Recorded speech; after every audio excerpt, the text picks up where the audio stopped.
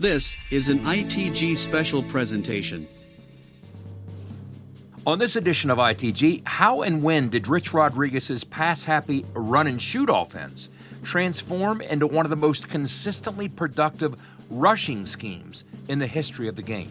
That's coming your way on this episode of In the Gun. Kind of a football junkie. I try to learn something every day. This play is a classic zone read out of a spread formation. This offense, the origination of it was actually the run and shoot. You fly around and play fast. His passer rating set an NCAA record. I'll show you who's in command. Woody Densler. To try to stretch the field both horizontally and vertically. Slayton inside the 20, he's gone. Touchdown, West Virginia. You'll be mentally and physically tougher than anybody you play, or you won't be playing. Leaps for the touchdown. The nation's leading rusher. That's tempo in the run game. That's Rich Rodriguez. Herbert to the house. And last, and most importantly, be physical. Be physical.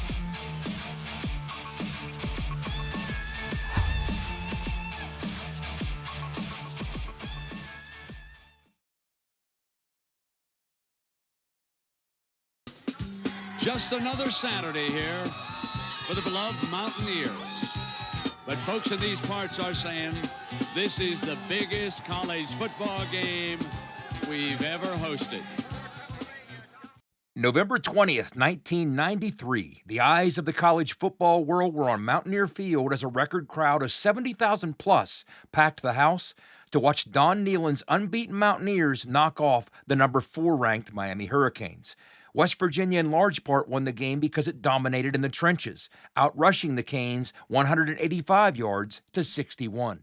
Here's Walker left side, Walker, 10 more girls score, Mountaineers lead. That's perfectly in keeping with what we'll be talking about in today's show. Welcome to it, folks. I'm Jed Drenning, and you are In the Gun. This episode is brought to you by Bet Online. The game starts here. 2,000 miles west of Morgantown that same Saturday afternoon in 1993, in a place called Vigilante Stadium, Rich Rodriguez was coaching the first postseason game of his young career. Glenville State had made the long trip from West Virginia to Helena, Montana for the first round of the NAIA National Playoffs. On that unusually warm November afternoon in the shadow of the Rockies, Coach Rod's Pioneers were squaring off against the Carroll College Saints, coached by Bob Petrino Sr., a small college legend, and yep, you guessed it, the father of Bobby Petrino, who Rich would years later have some epic battles against in the Big East. True story here. Quirky little sidebar that has really nothing to do with anything. It's just one of those strange things that I remember. We traveled to Montana for national playoff games 2 straight years at Glenville in 2 different parts of the state and against 2 different schools. But the name of the facility we played in both times was Vigilante Stadium. Anyway, Petrino Sr., or Putter, as he was known to most, was a member of no fewer than 5 different Halls of Fame, and he was fresh off his 16th Frontier Conference championship at Carroll College. His Saints were a hard-nosed, option-heavy football team out of a hard-nosed, option-heavy conference. What I remember is that film study for that 1993 game was a challenge because we had no idea how Carroll College, with nothing but run-oriented teams populating its schedule, was going to game plan against our pass-heavy spread offense.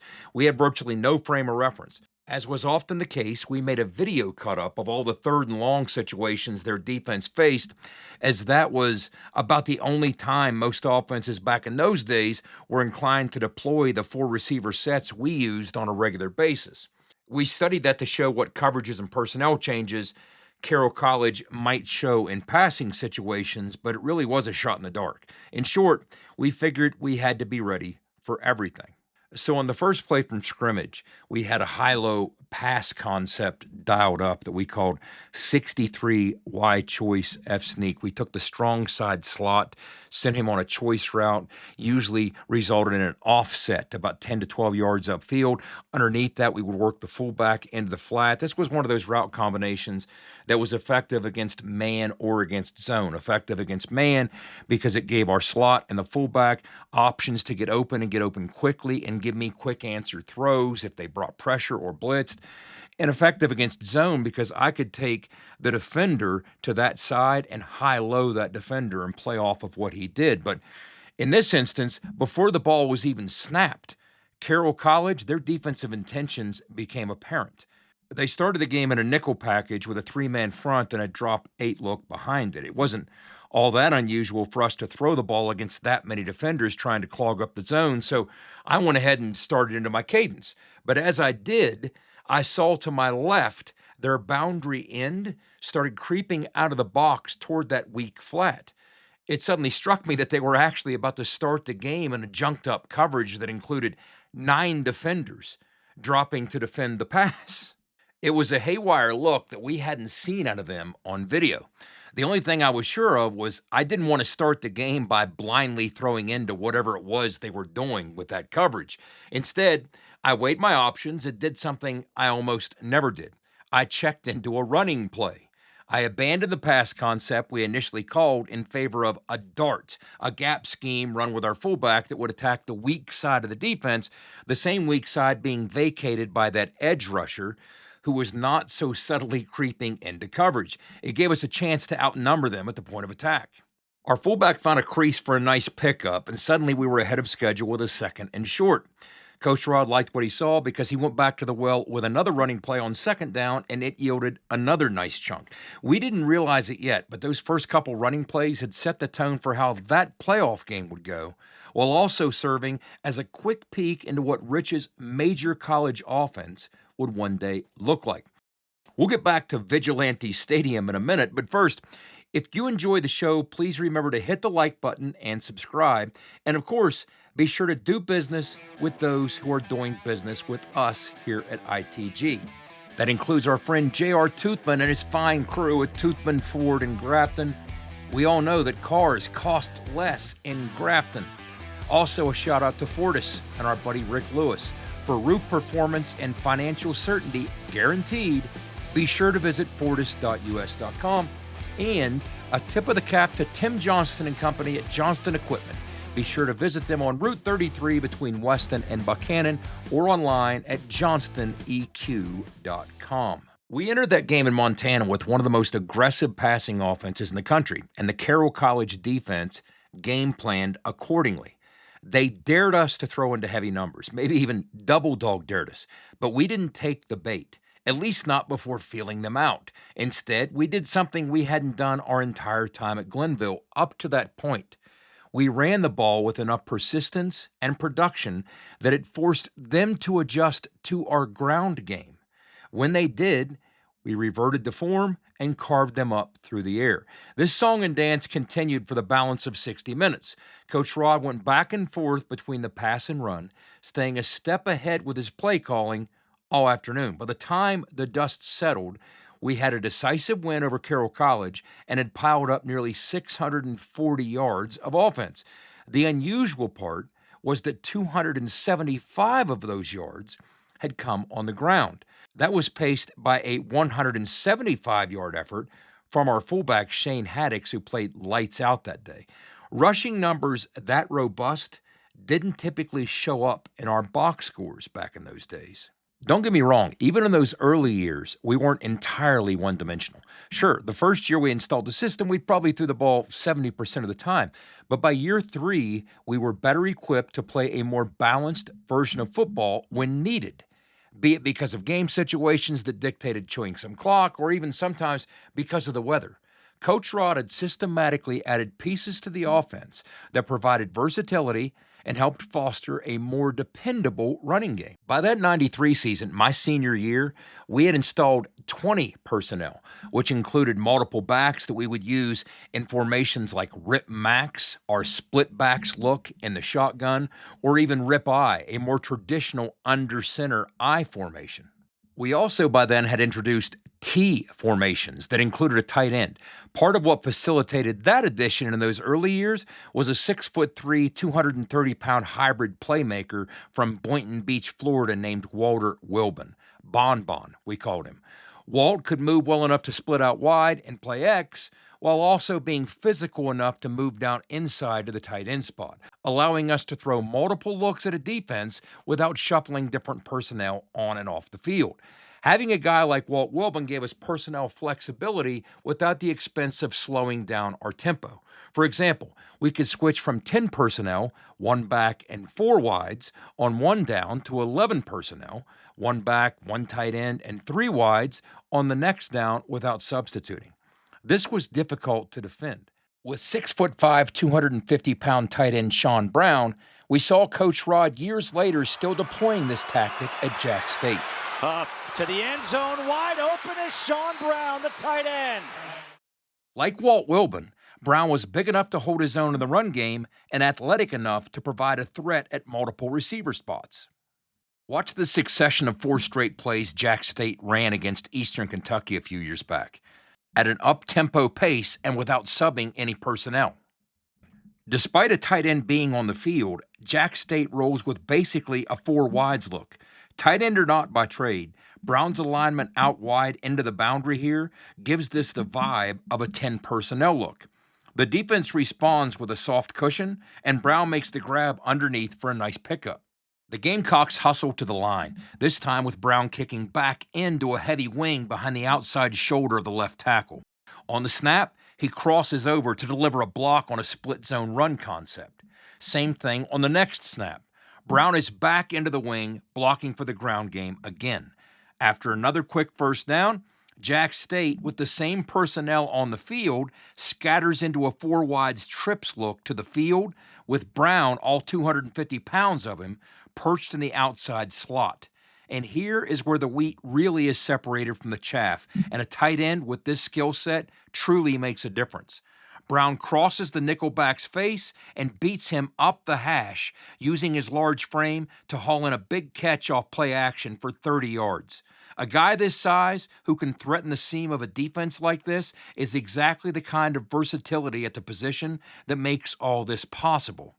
As a fun mental exercise, sort through West Virginia's 2025 tight end crop to consider who among them, if any, might bring this level of versatility to the table and enable the Mountaineers to bounce in and out of different looks without personnel subs.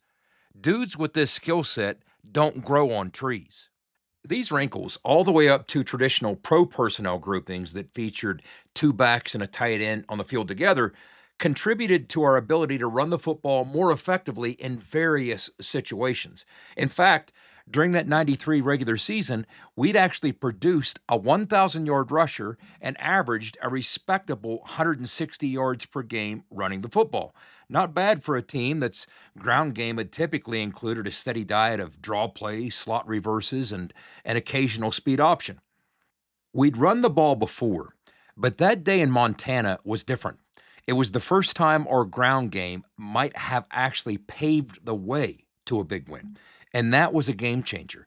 It proved we had the kind of balance that defenses had to respect. Teams could no longer completely sell out to stop the pass without paying for it against our run game. And not just gadget plays or trickery that took advantage of a defense's preoccupation with our receivers, but physical downhill gap and zone schemes that saw us start punching teams in the mouth. And that's what we're going to talk about on the other side of this quick break. When, where, and why Coach Rod started leaning so heavily into the ground game, and the things he did to make it easier to execute and harder to defend. That's after these messages. You are in the gun. No Nobody supports the blue and gold Mountaineers like Toothman Ford. With over 20 NIL deals and counting, Toothman Ford continues to rally behind our student athletes. And it's time we rally and support the dealer that supports the Mountaineers. Not only does Toothman Ford offer the best prices in the state on pre-owned, their never over MSRP campaign on new Fords guaranteed to save you thousands. Drive with pride all season long, knowing you're supporting the dealer that fuels our Mountaineers. Toothman Ford, where cars cost less, in Grafton and at toothmanford.com. At Coyote, we're going to treat you like dirt because we hold dirt in the highest regard. We're honored to find it under our fingernails. It keeps us humble, honest. If you know us, you know getting treated like dirt means getting treated with respect. Coyote, we dig dirt. Now at Johnston Equipment, get 0% financing or a free loader with low-rate financing on select Coyote models in stock. Come check out our new Coyotes at Johnston Equipment. You're listening to Mountaineer Football Talk. ITG. For nearly 20 years, Fortis has been the nation's leader in providing guaranteed roof performance programs for commercial buildings. Fortis offers roof performance solutions that feature extensive initial and ongoing reconditioning for commercial buildings as an alternative to traditional replacement, with long-term performance guarantees that are backed by global leader Lloyd's of London. Fortis offers a comprehensive range of roof performance management programs that provide financial security, extend the life of our customers' roofs, and make a significant impact on ROI. Fortis is currently improving performance and increasing ROI for customers at more than 4,800 locations, with more than 140 million square feet protected, including many Fortune 500 companies that have turned to Fortis to save money, gain financial certainty, and extend the life of their existing roofs. Fortis has helped customers save more than $520 million in capital roof replacement costs for an average ROI of over 250%. To learn more, visit fortis.us.com. Fortis, roof performance and financial certainty guaranteed. Then it's going to be 60 minutes of hell, 60 minutes of relentless intensity, and we'll make damn sure them guys over there know when they come to the Ville, when they come to our house, they better put a little more air in their helmet. They put a couple extra knee pads in, better put a little more tape on, and they better do what? Owen Schmitt and I have often discussed that very thing. There is a certain cadence and intensity to Rich's pregame speeches, and any person who has ever been part of a Rich Rodriguez coached football team understands that level of intensity that you just heard in that video. I've often said there were actually times that I tried to avoid Rich's pregame speech because he would get you so jacked up, so fired up, so ready to run through a brick wall that I thought it was kind of detrimental to me as a quarterback. Look, I'm here to try and outthink and out-strategize people, but I would see literally the eyes bulging out of some of our linebackers, some of our D linemen, some of our O linemen. But that's the level of intensity that he approached the game of football with at Glenville. That's the level of intensity that he approaches the game of football with today. And that's exactly what's going to be returning to Morgantown. But in terms of talking about the run game and this transition to what got us where we are today with Coach Rod's offense, there was a phrase or a term that Rich used to use at Glenville. Mash is what he used to call it, just like potatoes, M-A-S-H. That's the word informally that came to signify his mindset when he wanted to see our offense roll up its sleeves and punish a defense by running the football. This was often at Glenville during those times in the second half when we had a lead and wanted to kind of take the air out of the football game. The funny thing is, even back when we were throwing the football 50 times a week and breaking a laundry list of passing records, it felt like those were Rich's favorite in-game scenarios. Not the shiny parts of the throw game, but those moments when we were poised to slow the pace, line up in the dirt, and go old school to test the will of the defense. He'd lean into the huddle during a timeout, grit his teeth like he was about to wrestle a bear, and tell the O-line with a level of intensity that was elevated even for him, all right, let's mash. It wasn't a suggestion, it was a mandate, delivered with a disposition that every offensive line I ever played with latched onto like red meat. In those situations, we of course recognized the defense was desperate to get the ball back. We knew they'd be throwing heavy numbers at the box, making running the football difficult to the extreme. But that was almost the point. When you could grind out a first down or two under those circumstances, it really was the final straw to breaking what remained of an opponent's will. The impact of being able to run the football successfully against a defense that knows it's coming is massive. What Coach Rod has learned over the course of his career, the more this goes on throughout the course of a football game, the more dispiriting it can become for a defense. The more those numbers start to climb and climb and climb as you push bodies and lean on them in the run game, the more a defense just checks out and doesn't even want to be there. So I've always thought this: if somebody throws for 500 yards on you, that's a bad thing, but you can say, man, they had a great quarterback, great receivers and all that. But if somebody runs for 500, it takes your soul, your whole program. You want to think about quitting football. You know what I mean? And so the couple games that we've had that, it was been after the game, the look on the other team's face, that when he did that to us, it's almost like they wish they were anywhere else in the world other than there. Look, make no mistake about it. We were as pass happy as they come. That's well documented. And spreading the field far and wide to throw the football in ways that many had never before seen was more fun than the law should allow. Being a small part of that was one of the great honors of my life. But it was in those moments in the second half of some of those wins in Glenville when we circled the wagons and went into mash mode that we got that first glimpse into the version of what Coach Rod would one day become. A coach who would change the game and win FBS conference titles in large part because of the things his offenses would do running the football. Yes, Coach Rod's was a system with its roots in the pass-heavy run and shoot, but it inched closer each year to a more balanced and more punishing approach to offense. Glenville State was still throwing the football more than running it, but as his tenure at GSC was winding down, that gap was closing. By 1996, Rich's final year in the Ville, the Pioneers were running the football 42% of the time. For more than half a decade, Coach Rod had modified and adjusted his system in the relative obscurity of the West Virginia Conference, tinkering and refining things until he was called to bring the offense into the FBS spotlight. That happened in 1997 when he joined head coach Tommy Bowden's staff at Tulane as the offensive coordinator.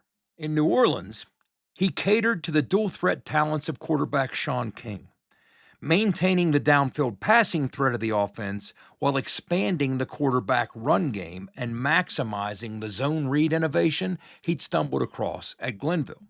In his 2 seasons with the Green Wave, culminating with a perfect 12-0 record in 1998, Coach Rod leaned more and more into the ground game at large, running the football 56% of the time. With each new stop from Clemson to West Virginia, from Michigan to Arizona and beyond, he continued to tinker and adjust. The most glaring change over the arc of time? The run game, once merely a tool in his arsenal used to keep defenses honest, had become the lifeblood of the offense. Never was that more apparent than during his 7 seasons at West Virginia, where his offenses ran the football 70% of the time, including a career-high 76% run rate in 2005 when his Mountaineers finished 11-1 and won the Sugar Bowl. By the late 1990s, the shotgun was becoming a more in vogue part of the game of football, and what Coach Rod was doing with the zone read supplemented it perfectly. By occupying an unblocked defender with the quarterback, the zone read forced defenses to truly play 11-on-11 football. This brought the dimension of old-school option football to the run game from a shotgun alignment. Now, feel free to skip the next half minute or so if you don't want to hear me vent, but to call this play a read option, as some broadcast analysts do, is redundant, and it kind of misses the mark. All option plays, after all, are of course by their nature read options, as they involve reading one or more defenders, but not all zone plays are zone reads. That term is unique to a zone play that is run from the shotgun, which not all are, and involves a read by the quarterback, which not all do. Wow, I feel a weight lifted. Coach Rod's offense has always been predicated on a pre-snap read that starts up top with the alignment of the safety or safeties. This is the tell that not only helps inform the offense of what coverage combinations to anticipate, but also the blocker to defender ratio they can expect in the box. Again, for those scoring at home, a zone read is called a zone read because it is a zone-blocked running play deployed from a shotgun formation that involves a read on the backside defensive end by the quarterback, in effect, weaponizing the quarterback as an extra blocker. But you know what? It's probably just easier to let Coach Rod explain. You know, we tell our quarterbacks and our coaching staff that we read everything from the safety down, even for our run game. So if we see a free safety in the middle of the field, all right, we know they're going to get some type of 3 deep with 6 in a box. It could be a man free. It could be 3 deep. It could be some kind of matchup coverage, but we're basically going to see with a free safety middle of the field, 6 in a box. We feel we have numbers to run with 6 in a box, even if we're spread in our normal spread formations, because we don't have just 5 blockers, 1, 2, 3, 4, 5. We count the quarterback, as I mentioned in the gun, as a 6th blocker. So if we're going to run the zone to the left, and again, we'll talk about the schemes in particular a little bit later, we're not worried about blocking the backside end because the quarterback will read him. So the quarterback's eyes is on the backside end. If the end would happen to crash, well, the quarterback would simply keep the ball and run on a naked bootleg. If the end is up the field and he boxes the quarterback in a sense, he's eliminated himself from the play. That leaves them 5 defenders, and we've got 5 blockers. If the safety's on the hash, the first thing we look for to see if there's another safety on the other hash, which generally there is. In that case, that leaves 5 in a box.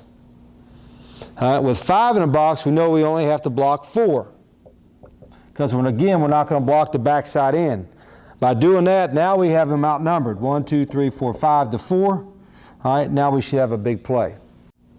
Even if they play a quarters look where the safeties are involved in run support, our philosophy is the safety has to make a tackle coming downhill, and our back's at least going to have an opportunity to make 5 or 6 yards to get to second level and make the safeties make the tackle.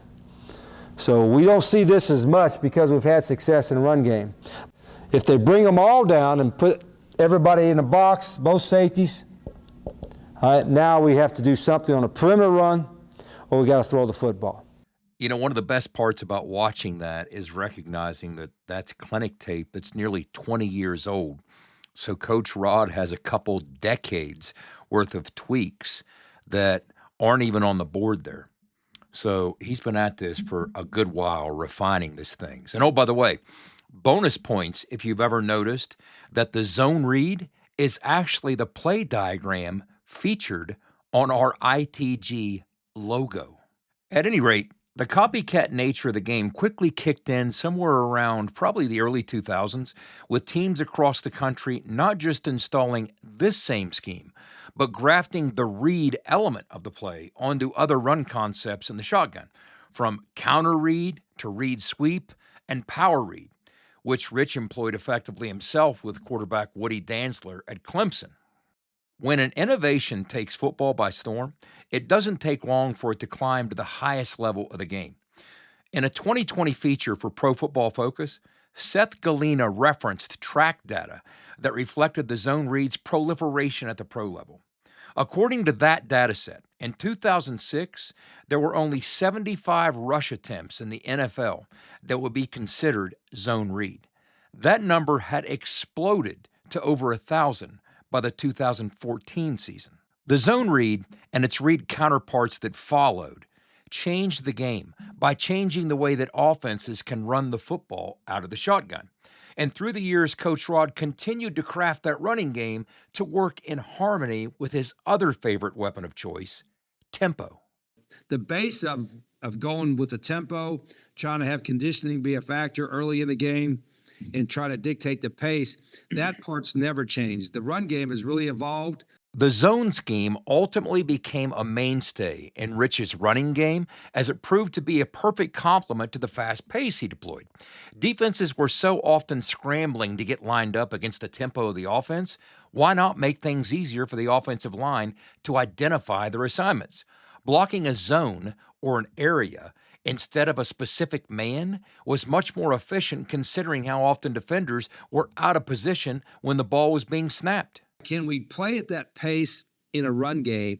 And you got to have different types of runs that don't have certain man schemes because they're not going to get lined up. So coaches that try to be the smartest guys in the room and say, well, we're going to double team here and then double team this and block that guy here. Well, they're not going to be there if you're going fast all the time because they're getting lined up. Having the quarterback make option-style reads on running plays out of the shotgun, especially in conjunction with fast tempo, were innovations that changed the game. But, as history tells us, when offense evolves, defense is never far behind. Not long after offenses became lethal with hot reads to beat man blitz packages, defenses countered with the zone blitz. When offenses grew more explosive than ever in the passing game, defenses responded with Tampa 2 to keep a lid on things. As offensive coaches devised more innovative ways to protect the passer, Buddy Ryan's confounding 46 defense worked its way into the mainstream, making life hell for quarterbacks. That's the symmetry of the sport. Every time one side of the ball forges a decided advantage, the other side adjusts to restore the balance. Such was the case as Coach Rod's zone read and other QB reads in the shotgun run game continued to make their mark on the game. Defenses answered with more thoughtful designs on the backside to account for the running threat of the quarterback. Defenses have gotten so much smarter. You know, it used to be when you ran a zone read, a defense would fit the run a certain way on the front side, and then on the backside, they would just say, chase the ball, watch the cutback. That's all he did. Well, now they'll fit the front side one way and then fit the backside for the quarterback another way. And so they've been more creative defensively. Instead of allowing the backside edge defender to be helplessly isolated by himself as the offense's read key, one thing defenses started doing on that backside fit you heard Coach Rod talk about was scraping the linebacker to that side. The defensive end would crash to take the back, while the backer would scrape and fill to defend the quarterback or box him in if he kept the ball. This was a method defenses used to swing the numbers back in their favor to the backside of these read plays where explosive quarterbacks like Pat White and Denard Robinson had done so much damage. On the flip side, in their perpetual effort to remain one step ahead of the defense, offensive coaches, of course, didn't go gently into the night. They responded with more adjustments on their end.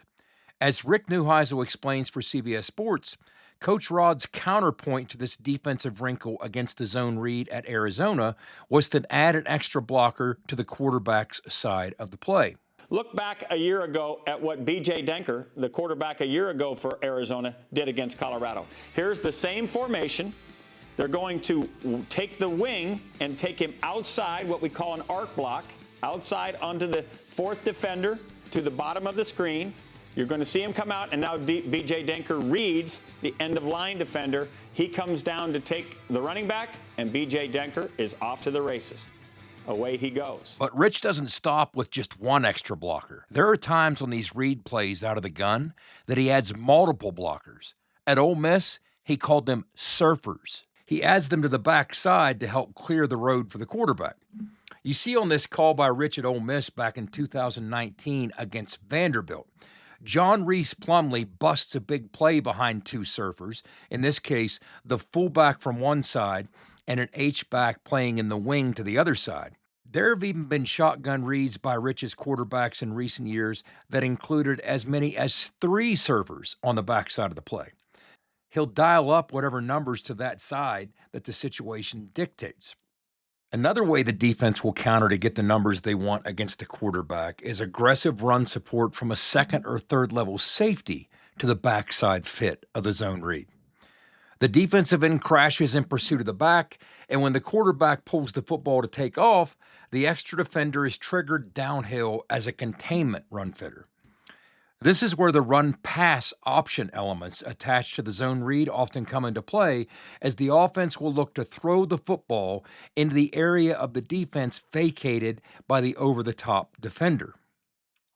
RPO reads by a couple of Rich's quarterbacks here, including Denard Robinson against Indiana and Anu Solomon against UNLV, demonstrate that when a quarterback and his receivers diagnose this look and the defense loses the gamble with the additional run defender, big plays almost always follow. One of the newer offensive wrinkles Rich has developed is his use of multiple tight ends. It's something he deployed at previous stops, but not to the magnitude he did more recently at Jack State. His offense is still most inclined to draw from 11 personnel. That's one running back and one back. In fact, that was his personnel grouping of choice last year at Jacksonville State, doing so 74% of his offensive snaps. But his use of 2 and even 3 tight end sets has become somewhat of a strategic weapon itself, particularly in the running game. We have some short yardage stuff, and we do a lot of 12 personnel, 2 tight ends, and 13 with 3 tight ends.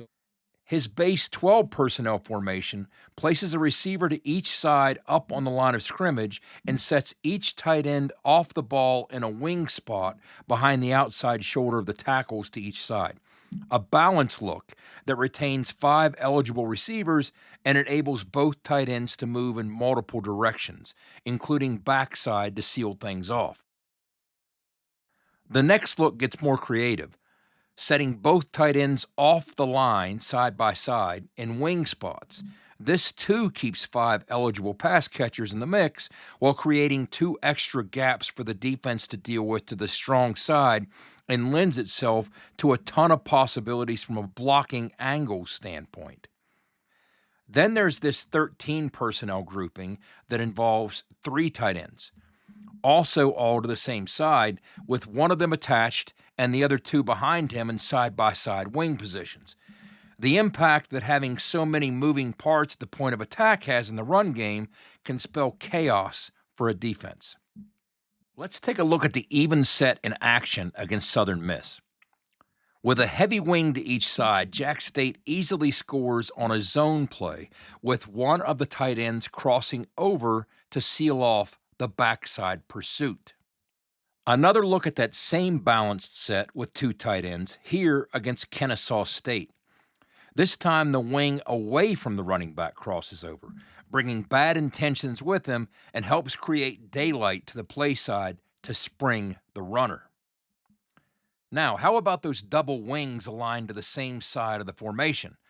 Sometimes you'll see them lead on the perimeter, sometimes they get upfield to zone block, sometimes they counter back, or they might even disperse in different directions. On this play, in the Conference USA Championship game against Western Kentucky, they burst upfield on the snap to help move bodies and create space, enabling Trey Stewart to hit a crease and score on this inside zone. Another look at those twin wings to the strong side, here just inside the red zone against Kennesaw. This time, they get push on a zone read to help enable quarterback Tyler Huff to break into the second level on the keep, where he splits 2 defenders and makes his way into the end zone.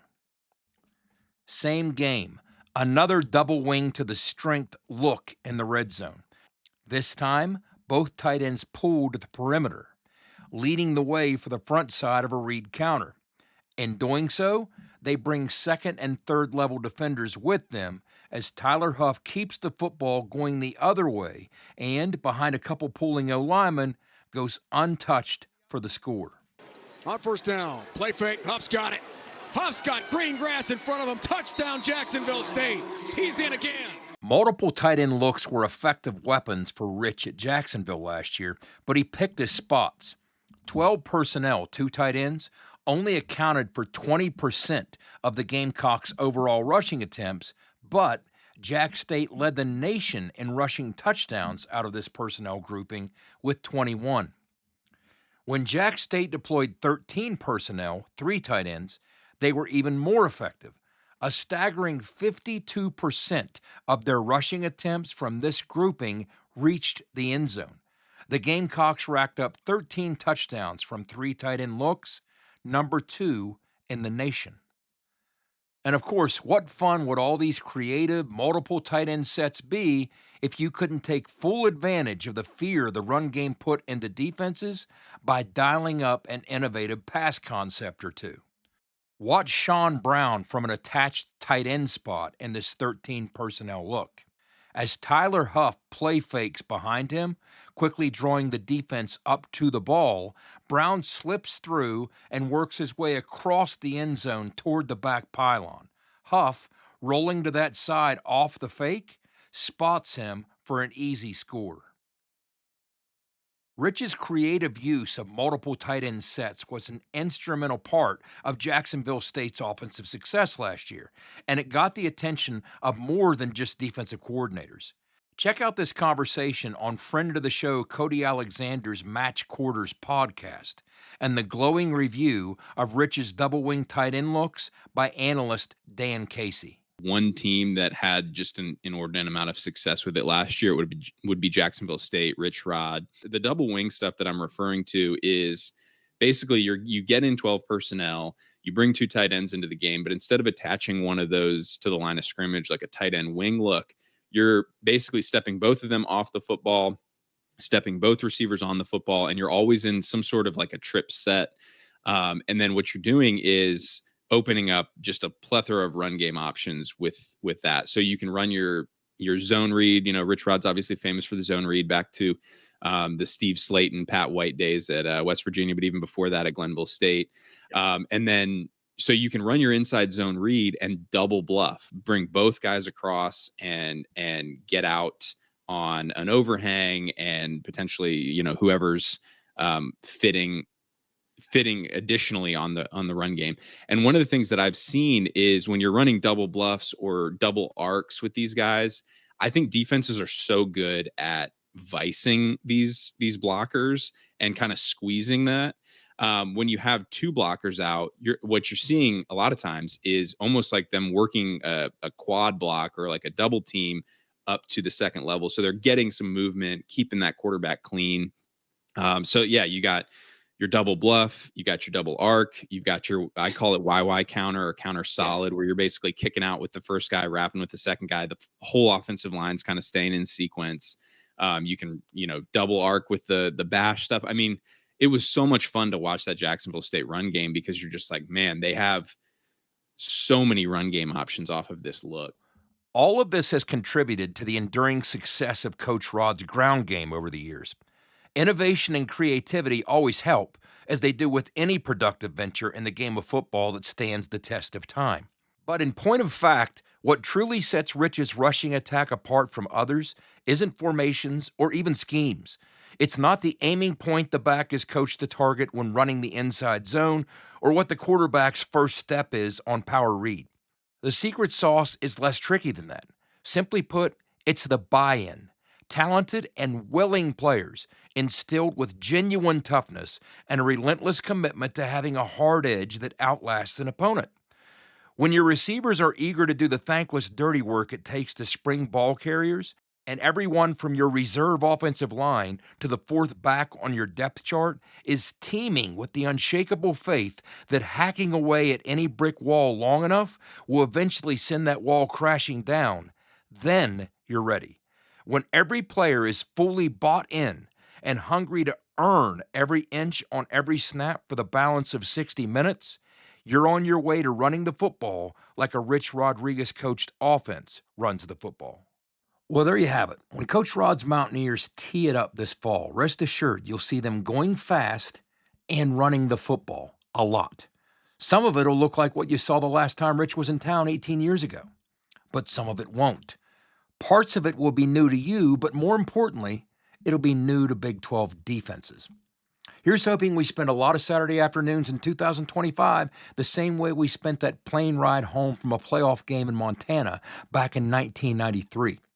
Feeling big after a one-sided win and yelling in approval after we get word that the Mountaineers have taken care of business back in Morgantown. So that wraps things up for this one, but be on the lookout for more installments in this series on Coach Rod's Spread and plenty of other WVU football talk on ITG as the summer continues. Until then, don't forget to be an ear and tell an ear about your new favorite WVU football podcast. For Wesley Uhler, the runaway beer truck Owen Schmitt, and Schuyler Callihan, I'm Jed Drenning. You've been in the gun. The fun doesn't have to stop here. Be sure to hit subscribe and never miss an episode. Join us again next time. Until then, tell an ear to tell an ear about your new favorite WVU football podcast. This mission is over. It's over.